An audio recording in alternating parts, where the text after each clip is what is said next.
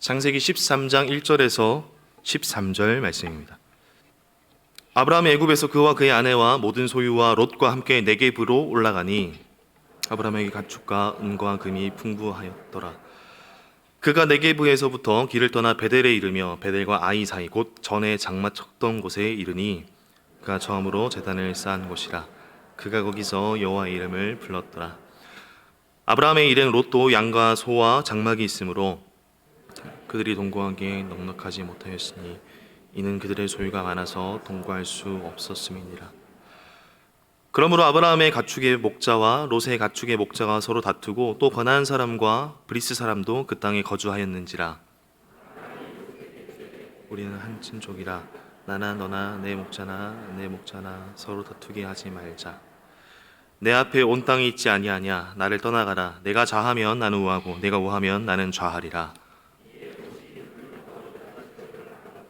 소알까지 온 땅에 물이 넉넉하니 여호와께서 소돔과 고모라를 멸하시기 전이었으므로 여호와의 동산 같고 애굽 땅과 같았더라. 그러므로 롯이 요단 온 지역을 택하고 동으로 옮기니 그들이 서로 떠난지라. 아브라함은 가나안 땅에 거주하였고 롯은 그 지역의 도시들에 머무르며 그 장막을 옮겨 소돔까지 이르렀더라. 함께 읽겠습니다. 소돔 사람은 여호와 앞에 악하며 큰 죄인이었더라. 아멘. 네, PPT를 좀 넘겨주시면요, 네, 감사하겠습니다. 네, 오늘은 이제 맛있는 가정 예배라는 주제로 특강을 진행하려고 합니다. 네, 한번 넘겨주시면요, 어떻게 진행할 거냐면 먼저 교회 역사 속의 가정 예배를 좀 살펴보고 통계로 보는 가정 예배의 어떤 중요성, 그리고 가정 예배란 가정 예배에 대한 오해와 가정 예배란 다뤄볼 것이고요. 자녀 연령별 가정 예배 어떻게 드려야 될지, 취향 미취향, 그리고 예배하는 가정을 책임지시는 하나님, 아브라함과 롯 얘기를 통해서 가정 예배 가운데 어떻게 역사하시는지 우리가 짧은 시간 살펴보려고 합니다. 오늘은 이 맛있는 가정 예배라는 주제인데, 제가 이제 이 책을 같이 쓰자고 하면서 이제 기획을 하면서 맛있는 가정 예배, 제가 그때 이제 맛있는 음식을 굉장히 좋아하는 시절이 있었습니다.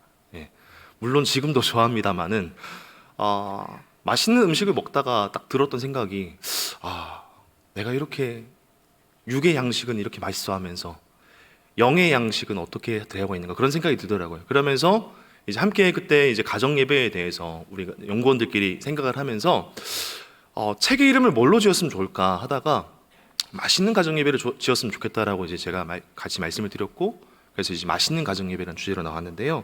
우리 옆에 있는 분과 함께 이렇게 인사했으면 좋겠습니다. 맛있는 가정 예배 드리십시다. 이렇게 한번 인사하실까요? 자, 시작. 맛있는 가정 예배 드립시다.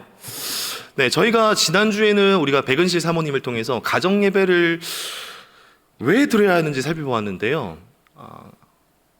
이번 주는 그러면 어떻게 가정 예배를 드려야 되는지, 그리고 성경 속에서 가정 예배의 유익이 무엇인지 좀 생각해보는 시간을 가지려고 합니다. 그리고 다음 주에는 우리 하재성 교수님을 모시고 부모와 자녀의 대화법에 대해서 들으려고 합니다. 특별히 주제가 아빠의 변하는 사랑입니다 이기 때문에 꼭 우리 아버지들께서 꼭 와주셨으면 좋겠습니다. 성경에 보면요, 이 가정 예배가 있었습니다. 가정 예배는 이 성도의 삶과 떨어지지 않고 늘 있었습니다. 특별히 이 다음 세대는요, 가정 예배를 통해서 강력해지게 세워졌는데요. 그러면 우리가 교회 역사 속에서 가정 예배는 어떠했을지 먼저 살펴보기 원합니다. 첫 번째 PPT 넘겨주시면요, 구약 시대입니다. 구약 시대는 노아의 가정 예배가 있었습니다. 그리고 아브라함의 가정 예배, 그리고 우물 사건 이후에 이삭의 예배 등 많은 가정 예배가 있었습니다. 그리고 구약 성경 보면은 제단 쌓는 것들, 가정에서 예배하는 모습들이 참 많이 있습니다. 넘겨주시면 초대교회를 보시면 가정 안에 거룩한 의례를 실시했습니다. 교인들은요, 가정에서 가정교회로서 예배 드렸습니다. 또 저의 집에 있는 교회에도 문안하라. 집에서 예배를 드렸던 것이고요.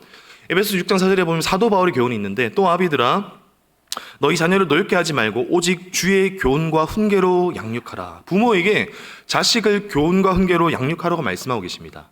이 초대교회 때는 로마에 의해서 예수 믿는 것으로 핍박받는 시기가 아니었습니까?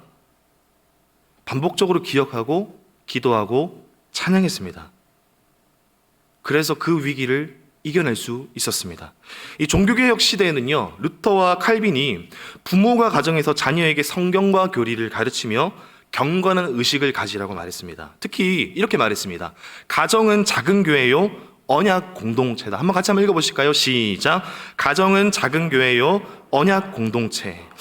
여러분, 교회는 여러 가지 사건이 많이 일어납니다. 그런데 교회에 많은 일들이 있지만 예배가 없으면 교회가 아니죠. 마찬가지로 가정은 어떻습니까? 가정은 작은 교회라고 합니다. 상세전에 하나님의 계획으로 지금 맺어진 것이 바로 우리 가정인 줄 믿습니다. 그래서 우리 가정 안에 하나님을 향한 예배가 멈춰서는 안 됩니다. 같은 혈육으로 만져가지 않고 예수의 보혈이 이어지는 가정 되시기를 주님의 이름으로 축복합니다. 이 청교도 시대 때에는요, 가정 예배를 가장의 주도 아래 드렸다고 합니다.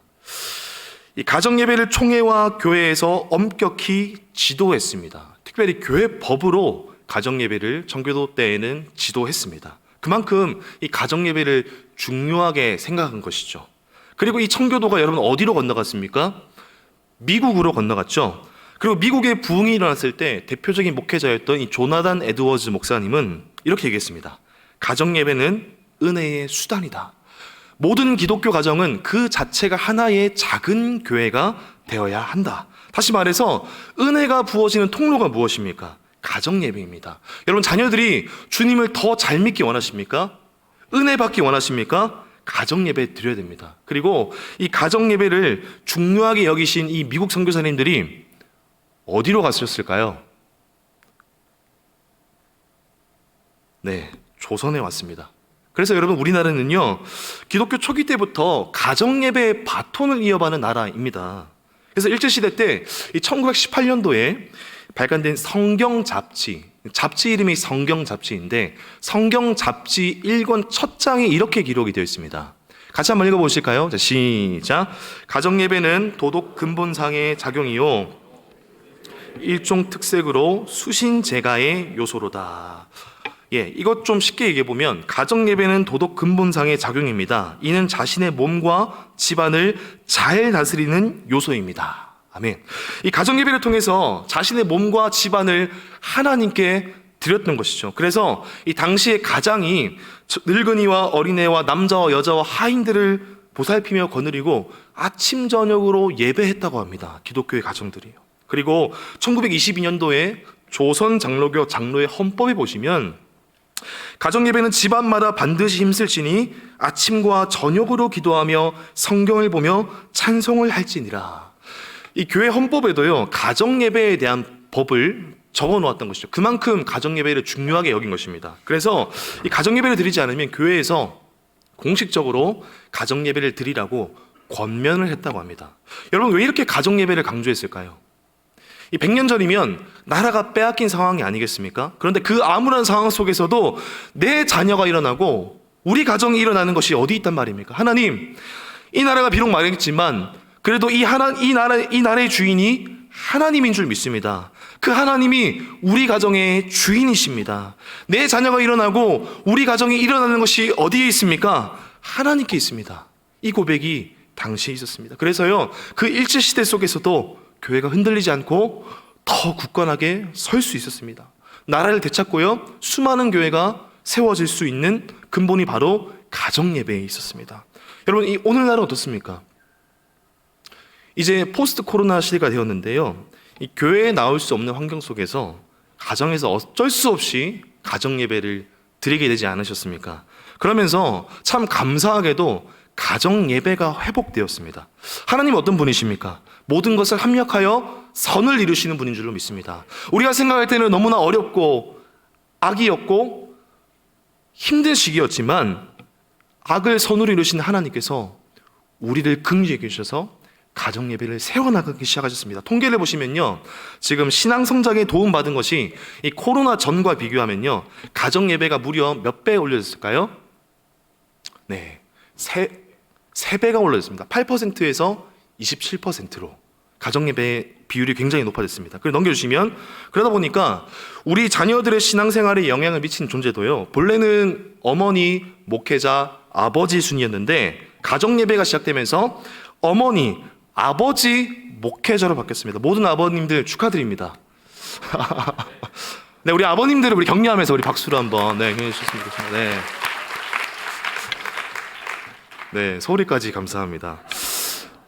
네, 중고생을 대상으로요 설문조사를 했습니다. 신앙 단계를 넘겨주시면 그 전인가요? 네, 한 번 더 넘겨주십시오. 네, 앞 뒤로 넘겨주시면 또 한 번 더 뒤로 넘겨주시고 또 뒤로 넘겨주시면요. 네, 맞습니다. 신앙 단계를 1단계부터 4단계로 나누었습니다. 그래서 4단계가 될수록 신앙이 높은 아이들로 치는 건데 이 중고생을 대상으로 설문조사를 한 겁니다.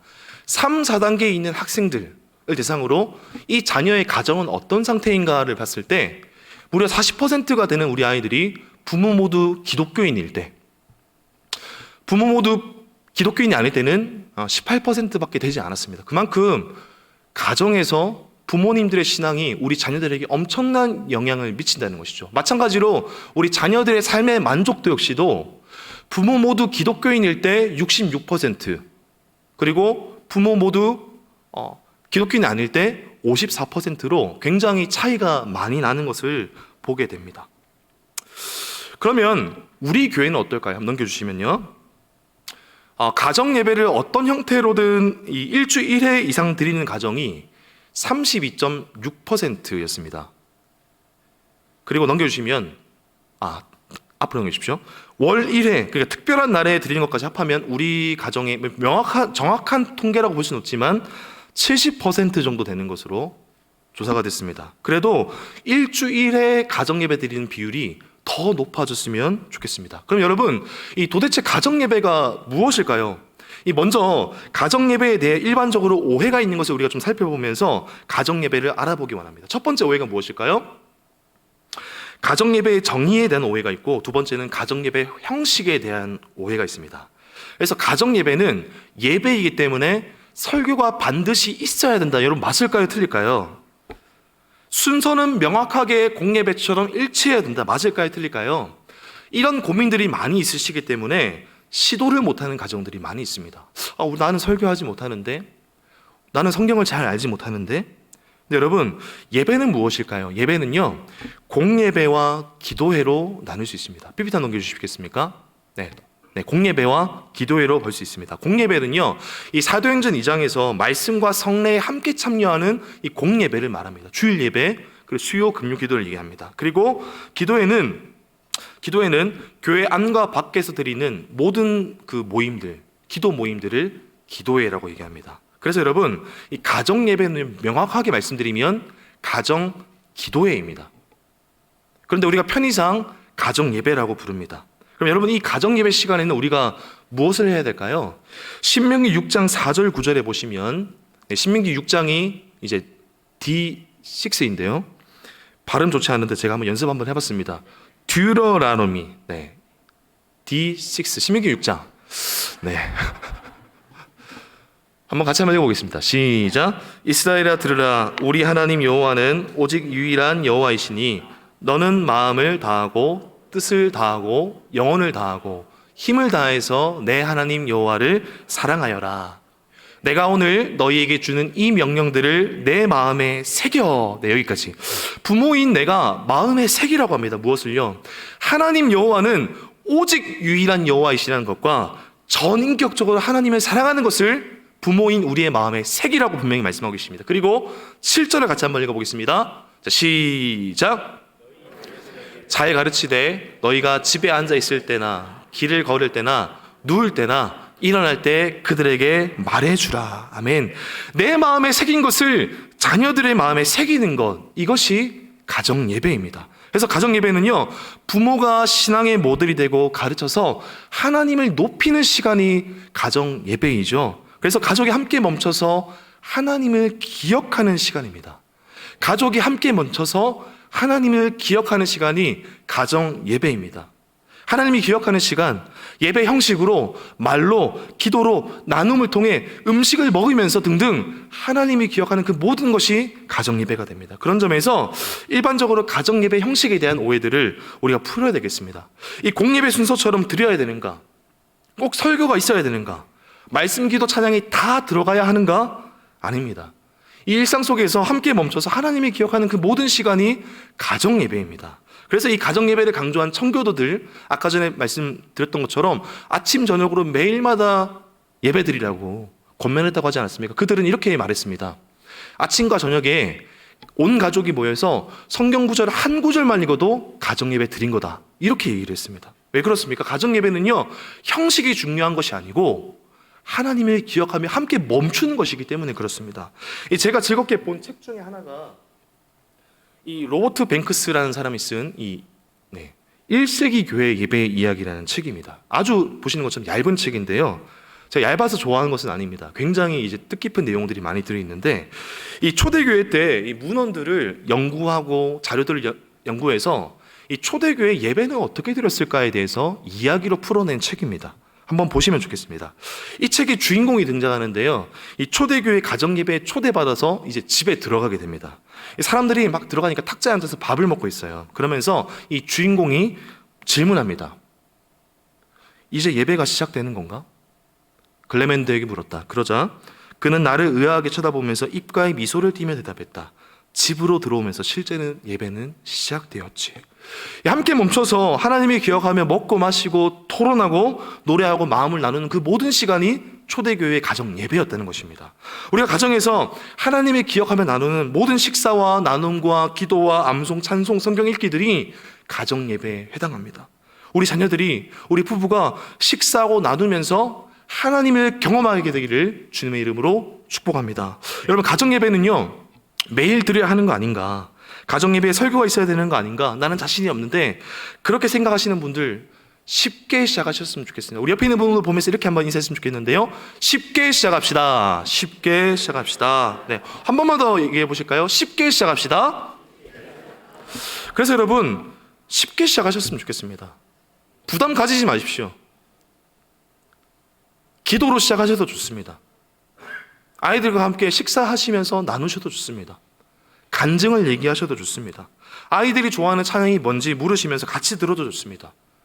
그러나 분명히 명심하실 것은요, 부족한 부부가 가정 예배를 부족하게 시작했지만 하나님은 강력하게 임재하실 것입니다. 그 예배 가운데 하나님이 반드시 역사하셔서 우리의 가정을 세우실 줄로 믿습니다. 여러분, 이는 자녀가 없는 가정도 마찬가지입니다. 자녀가 출가한 가정이십니까? 자녀를 준비하고 있는 가정이십니까? 그 가정에도 하나님은 예배를 받기 원하시는 분인 줄 믿습니다. 자, 그러면 이 가정 예배는 어떤 방식으로 드릴 수 있을까요? 이 맛있는 가정 예배의 핵심은 가정 예배를 우리 가정에 맞게 디자인하는 것입니다. 예배 순서를 두셔도 좋고요, 예배 순서에 자신의 가정에 맞게 예배 순서를 바꾸셔도 좋습니다. PPT에 제가 띄워놓은 것처럼 자녀 연령에 따라서 고려하실 수 있고, 그리고 말씀을 선정하시고 역할을 정하는 거. 그래서 가정 예배는 부모 혼자서 이끌어가는 것이 아니고, 미취학 자녀라 할지라도, 취학 자녀라 할지라도, 우리 중고등학생이라 할지라도 함께 가정 예배에 참여할 수 있도록 순서를 부여해 주시면 좋겠습니다. 기도를 한다든지, 인도를 우리 아이가 한다든지, 또 주일에 들었던 말씀을 우리 아이들한테 나눔을 한다든지, 그런 다양한 형식으로 할 수 있었으면 좋겠습니다. 그래서 어떤 예배를 드릴지 디자인 결정이라고 적어놨는데, 제가 여기 나눠드린 것처럼 책자에 있는 것처럼 드라마 가정 예배, 기도하면서 말씀을 읽으면서 여러 가지 우리 가정에 맞게 쉽게 시작할 수 있는, 그리고 우리 아이의 수준에 맞는 그 가정 예배들을 직접 할 수 있는 시간이 우리 가운데 있었으면 좋겠습니다. 여러분, 어떤 음식을 좋아하십니까? 음식에도요, 메인 음식이 있는 것처럼 이 맛있는 가정 예배의 핵심 재료는요, 3가지입니다. 말씀, 기도, 찬송입니다. 말씀과 기도와 찬송이 다 들어가도 좋고요, 하나만 해도 괜찮습니다. 간단하게 해도 괜찮고, 하나만 가지고 깊이 있게 하셔도 좋습니다. 첫 번째 재료는요, 이 말씀인데요, 말씀으로 어떻게 가정 예배를 드릴 수 있을까요? 읽기, 통독, 큐티하기, 암송하기, 이야기 성경이나 동화, 또 말씀 읽고 그림으로 표현하기, 들려주기, 부모 목소리를 이렇게 CD로, MP3로 녹음해서 들려주시는 분도 있으시더라고요. 그런 방식이 있습니다. 우리가 말씀으로 가정 예배를 드릴 때 내 발의 등이요 길 빛이 되시는 그 주님, 우리 아이들이 만나게 될 줄로 믿습니다. 두 번째는요, 기도입니다. 넘겨주시면요. 기도입니다. 사도행전 2장 42절 말씀입니다. 같이 한번 읽어보실까요? 시작. 그들이 사도의 가르침을 받아 서로 교제하고 떡을 떼며 오로지 기도하기를 힘쓰니라. 아멘. 우리가 기도를 할 때 우리 가정의 문제를 하나님께 말씀드리고 그 뜻을 알게 됩니다. 어떻게 기도로 가정 예배를 드릴 수 있겠습니까? 기도 제목을 나누거나 또 감사함을 나누거나 또 사회적 이슈나 뉴스를 보고 기도할 수도 있겠습니다. 학교 친구나 또 부모님의 직장을 놓고 기도할 수도 있고요. 혹은 서점에 보시면 기도와 관련된 좋은 책들이 있습니다. 기도하기 어려우신 분들이 있으실 거예요. 그러면 그 책을 보면서 함께 기도할 수도 있겠습니다. 넘겨주시면요. 세 번째는요, 찬송입니다. 찬송으로 하나님께 영광 돌리며 감사를 표현할 수 있는데 에베소서 5장 19절 말씀인데요. 같이 한번 읽어보겠습니다. 시작.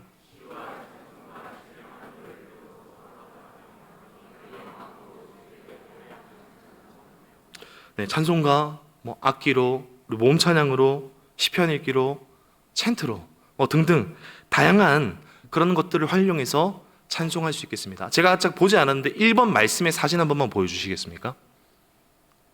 네, 이런 식으로 이제 아이들이 너무 바빠가지고 예배드리기 어려운 분들은 포스트잇이라든지 그런 말씀들을 적어서 붙이셔가지고 이걸 읽어야 등교를 할 수 있다라든지. 네, 저는 이제 말씀 암송을 해야 밥을 줘야 되는지 그런 거는 좀 그런데, 네, 말씀을 읽고 당당하게 담대하게 나아가라. 아니면 함께 읽어주시고 안고 기도해주시고 보내주셔도 좋고요. 다양한 그런 것들이 가정예배가 될 수 있겠습니다. 세 번째 아까 보셨죠? 3번 찬송입니다. 보시면 좋아하는 찬송을 소개한다든지 시편을 우리가 부르기는 어렵기 때문에 시편을 읽는 것도 찬송이 되고요. 그리고 실제로 우리 아이들이 좋아하는 찬송을 부르는 것들 챈트가 있습니다. 챈트는 뭐냐면 그 말씀 암송하는 건데 몸과 율동과 음악으로 같이 하는 걸 챈트라고 합니다. 한번 영상 한번 보여주시겠습니까? 네. 네.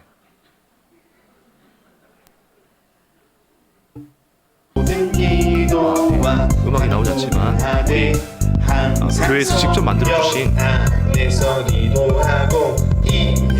위하여 깨어 구하기를 항상 힘쓰며 여성들을 위하여 구하라 모든 기도와 간구등하되 항상 성령 안에서. 네, 여기까지만 보겠습니다. 네, 네, 그만해 주시죠. 네, 큰일 날 뻔했네요. 네, 여기까지만 보겠습니다. 근데 여러분 꿈꾸는 교회 다음 세대 유튜브에 들어가시면 챈트들 재생 목록을 해놨어요. 그래서 챈트를 보시면서 같이 아이들과 암송하시고 싶으신 분들은 지금 당장 아니고 나중에 예배 마치고 가셔서 구독, 좋아요 눌러주시고 그리고 네, 챈트를 보시면서 같이 아이들과 즐겁게 암송해 주시면 감사하겠습니다.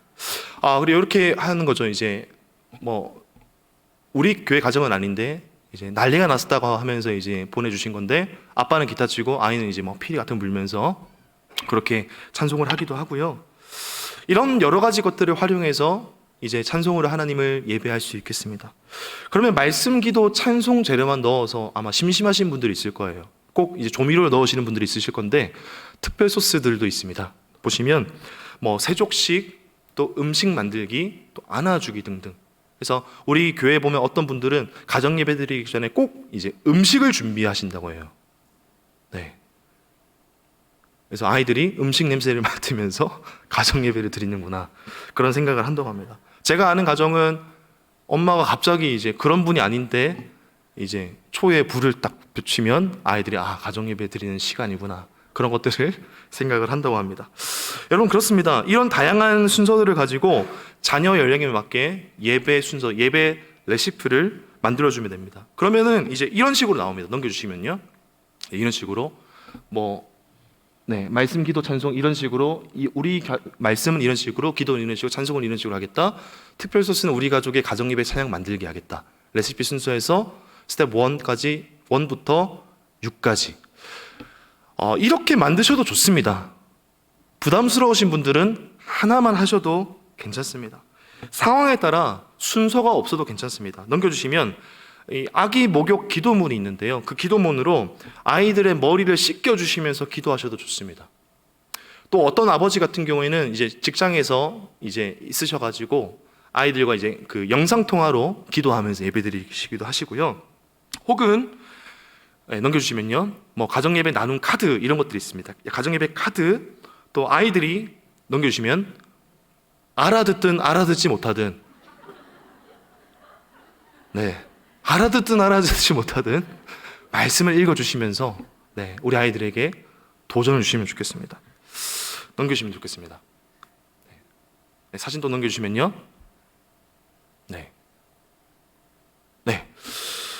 부모님들은 가정예배 드릴 때 큰 걱정이 있습니다. 아이들이 가정예배 하자고 하면 듣는 것 같지 않고 가정예배 드리고 싶어 하지도 않는다는 것이죠. 저 사진처럼 막 와가지고 푹 숙이고 있는 아이들도 있습니다. 그래서 드는 생각이, 가정예배 드리는 게 정말 괜찮을까? 그런 걱정이 드는 우리 부모님들을 참 많이 보게 됩니다. 가정예배에 대한 그 고민들이 굉장히 많은 것을 보게 됩니다. 저는 이 중고등부 초등학생 이 사역을 하면서 늘 놀라운 기적을 경험했습니다. 설교 시간에, 공과 시간에 아이들이 전혀 듣지 못하고 집중 못하는 아이들이 굉장히 많이 있는데 성경의 내용을 다 알더라는 거예요. 오늘 다윗이 어떤 얘기를 했더라? 제가 기습적으로 질문하면 법궤가 오는 것을 보고 옷이 벗겨지는지도 모르고 뛰면서 예배했어요. 그러고 딴짓하고. 이 모르는 것 같지만 이 예배를 통해서 아이들의 마음에 하나님의 말씀이 심겨지는 줄 믿습니다.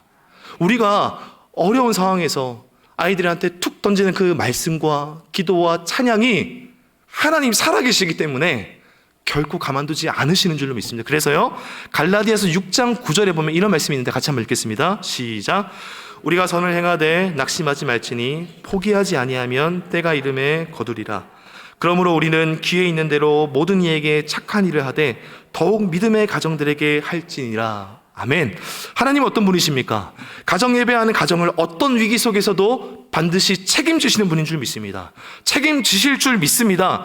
부모가 가정을 붙들면 부모가 붙드는 만큼만 붙들리지만 하나님이 가정을 붙들면 절대 흔들리지 않을 줄 믿습니다. 이번에 우리가 도전 가정 예배 캠페인을 하고 있다고 말씀드렸습니다. 3주간요 홈페이지에 인증사진을 올리는 것인데요, 이 감동적인 가정예배 인증사진들이 많이 올라왔습니다. 더 많이 올라올 줄 믿습니다. 참 감사했던 것은 이번 가정예배 캠페인을 통해서 처음 가정예배 드리는 분들이 있었다는 겁니다. 그게 제 마음에 참 힘과 위로와 감사를 주었습니다. 사진 한번 넘겨주시면요, 첫 번째 사진인데 이렇게 사진을 올려주시면서 이렇게 밑에 글을 달아주셨어요. 아이가 처음 가정예배를 했습니다.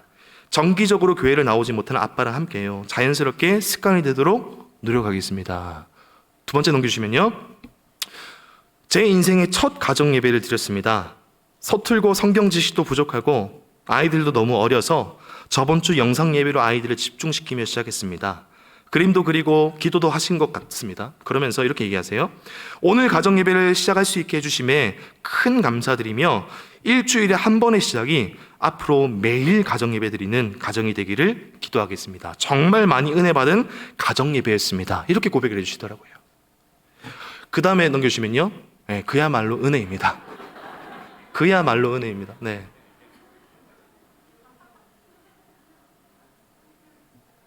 여러분, 전통적으로 예배 드릴 수 있고요, 대화 중심으로, 기도로, 성경 공부로, 큐티로, 절기에 따라 어떤 형식이든 가정 예배를 드리시기 바랍니다. 무엇보다 중요한 것은요, 일주일에 한 번이라도 지속하는 우리 꿈꾸는 교회 모든 가정 예배가 되었으면 좋겠습니다. 형식을 갖춰서 잘 드리는 것보다 더 중요한 것은 지속적으로 예배 드리는 것이기 때문에 그렇습니다. 지속적으로 예배 드릴 때 함께 멈춰 하나님이 기억할 때 우리 가정을 주목하고 계시는 그 하나님의 임재를 우리 아이들이 경험하게 될 줄로 믿습니다. 부부와 자녀들이 더 이상 성경 속의 하나님이 아니라 실제 사건을 역사하시는 그 하나님을 가정 예배를 통해 만나게 되기를 기대하고 소망합니다. 더 나아가서 자녀 연령별로 어떻게 가정 예배 드려야 되는지는 내일 가정 예배 세미나 때 제가 다뤄야 되겠습니다. 다루도록 하겠습니다. 창세기 13장 4절에서 5절을 보시면요, 가정에서 하나님을 기억하는 게 얼마나 큰 복인지 알려주는데요, 보시면 두 가정이 등장합니다. 이 아브라함과 롯의 가정입니다. 이 두 가정은 아버지의 집을 버리고 하나님이 가라고 하신 곳으로 가고 있는 중입니다. 그런데 이 두 가정에, 아브라함과 롯의 가정에 결정적인 차이가 두 가지 있었습니다. 한 가지 있었습니다. 우리 4절 말씀, 5절 말씀 같이 한번 읽어보겠습니다. 시작. 그가 처음으로 제단을 쌓은 곳이라. 그가 거기서 여호와 이름을 불렀더라. 아브라함의 일행 롯도 양과 소와 장막이 있으므로. 아멘. 4절 보시면 아브라함 집에는 제단이 있었는데, 즉 가정 예배가 있었습니다. 이 롯의 집에는 양과 소와 장막만 언급됩니다. 제단은 언급되지 않습니다.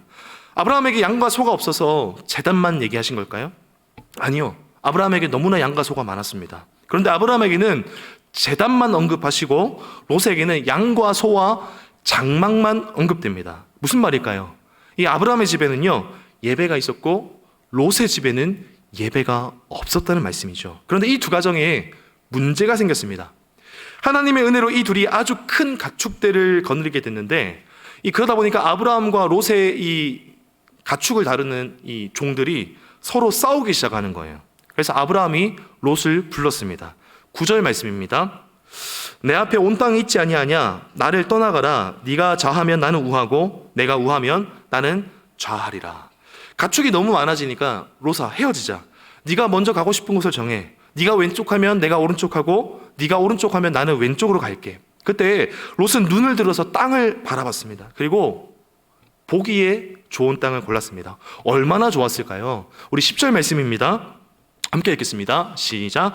이에 롯이 눈을 들어 요단 지역을 바라본즉 소알까지 온 땅에 물이 넉넉하니 여호와께서 소돔과 고모라를 멸하시기 전이었으므로 여호와의 동산 같고 애굽 땅과 같았더라. 아멘. 롯이 선택한 이 땅이 여호와의 동산처럼 좋았답니다. 에덴 동산처럼 좋았다는 뜻이죠. 그리고 애굽 땅 같다. 애굽은요, 이 나일강 4대 문명이 발생한 그런 비옥한 지역 아니겠습니까?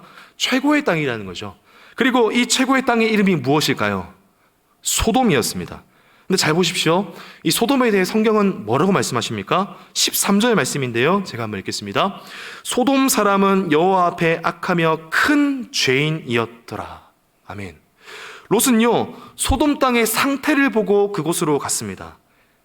물이 많고 좋은 조건이 있고 땅을 봤어요. 근데 하나님은 무엇을 보셨습니까? 땅의 상태를 보지 않고 소돔 사람은 악하고 죄인이었더라. 하나님은요, 땅보다 그 땅에 사는 사람을 보셨다는 겁니다. 우리는 얼마나 좋은 땅에 사느냐를 보는데 하나님은 거기 사는 사람에게 관심 있는 분인 줄로 믿습니다. 소돔에 사는 사람들이 악하고 죄인이기 때문에 소돔은요, 좋은 땅이지만 악한 땅이 됩니다. 세상 사람들은 내가 어느 동네에 사느냐로 나의 위치를 판단하지만 하나님은 내가 어떤 사람이냐로 그 땅을 결정하는 분이십니다. 다시 말하면 내가 땅 때문에 복받는 게 아니고 땅이 나 때문에 복받는 것이 성경의 원리라는 것이죠. 하나님께서 아브라함을 처음 부르실 때 이렇게 말씀하셨습니다. 창세기 12장 1절에 이렇게 말씀하셨는데요. 너는 복이 될지라. 너는 복이 될지라. 아멘. 하나님 앞에 가정재단 쌓은 아브라함이 복 그 자체라고 말씀하십니다. 땅 때문에 아브라함이 복받는 게 아닙니다. 그래서 하나님은 롯이 떠나고 나서 이렇게 아브라함을 부르셔서 말씀하세요. 창세기 13장 14절 말씀입니다. 제가 읽겠습니다. 롯이 아브라함을 떠난 후에 여호와께서 아브라함에게 이르시되 너는 눈을 들어 너 있는 곳에서 북쪽과 남쪽 그리고 동쪽과 서쪽을 바라보라. 15절. 보이는 땅을 내가 너와 내 자손에게 주리니 영원히 이르리라. 아멘. 우리가 이 말씀에서 무엇을 주목해야 될까요? 14절에 있습니다. 너 있는 곳에서. 하나님은요, 땅이 아닌 아브라함을 중심으로 모든 것을 보고 계시는 것이죠. 제단을 쌓는 아브라함의 가정, 그리고 그 자녀들, 하나님께 순종해 서 있는 우리 그 가정, 하나님께 순종하는 사람이 있는 학교, 직장, 혹시 우리가 서 있는 것이 척박하고 어려운 곳입니까? 그렇다 할지라도 제단을 쌓는 우리 때문에 복된 곳이 되는 줄로 믿습니다. 가정 예배 드리는 우리 가정이 가장 좋은 곳이 되는 줄로 믿습니다. 그리고 아브라함은요, 결국 가나안으로 갑니다. 그리고 또다시 그곳에서 제단을 잤습니다. 18절 말씀입니다. 이 말씀 같이 한번 읽겠습니다. 시작. 이 아브라함이 장막을 옮겨 헤브론에 있는 마므레 상수리 숲에 이르러. 아멘. 하나님은 어떤 분이십니까? 하나님께 예배하는 그 가정을 책임지시는 분이십니다. 복된 가정으로 인도하시는 분이 우리 하나님이신 줄로 믿습니다. 예배의 자리에 우리 자녀들을 초대하고 계십니다. 그렇게 하나님을 기억하고 높일 때 시간과 공간을 뛰어넘어 역사하시는 그 하나님께서 우리 가정에 역사하시고 임재하실 줄로 믿습니다. 말씀의 결론을 맺으면서 오늘 이 시간을 정리하려고 하는데요. 오늘날 수많은 우리 가정과 우리 자녀들이 유혹을 받고 있습니다. 세상이 우리의 자녀들을 유혹하고 있습니다. 그러나 하나님은요, 가정 예배를 회복시켜 가시고 가정 예배를 통해 믿음의 부모를 통해 우리의 자녀들을 흔들리지 않는 반석 위에 세우시는 분인 줄로 믿습니다. 가정 예배는 무엇이라 했습니까? 가정이 함께 멈춰 하나님을 기억하는 시간이라 했습니다. 자녀 연령과 가족 상황에 맞게 다양한 방법으로 예배드리되 지속적으로 예배드리는 것이 중요하다고 했습니다. 말씀, 기도, 찬송 다양한 방법으로 하나님을 기억하며 하나님께서 주시는 복을 누리는 우리 모든 가정 되시기를 주님의 이름으로 축복합니다.